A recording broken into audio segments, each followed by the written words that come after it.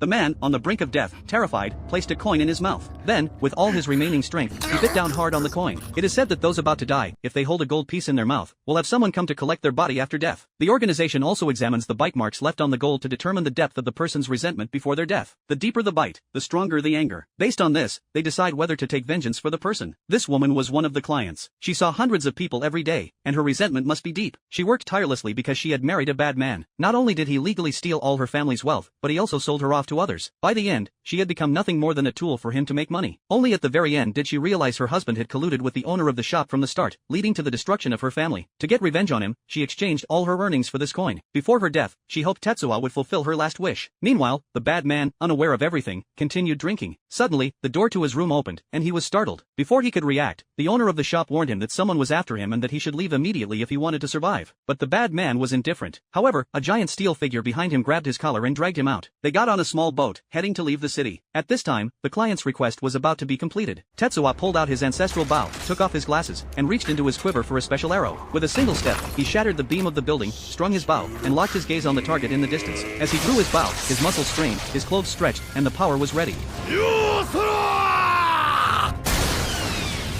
The two men on the boat fell into the water. The bodyguard beside the bad man hadn't reacted yet when Tetsuo killed him. The bad man struggled in the water, swimming desperately toward the shore. Just as he thought he was safe, another member of the organization, Raizu, appeared. With steel spikes protruding from his feet, he shouted at the bad man, crossing the river and slaying him with a single sword strike. The bad man's body floated in the moonlight, half of it still moving, while Raizu stopped in his tracks. Their next target was the casino owner, clearly the real culprit. A young girl had been waiting at the door. The owner, now only wanting to be with the girl, was unaware that danger was approaching. Yuan held a golden handkerchief in his mouth, then covered the owner's face with it. The owner immediately fell under a binding curse, unable to even cry for help before he struggled and died. Yuan then removed his outer clothing, revealing the tattoo of the Virgin Mary on his back. He intended to absolve the sins of the guilty.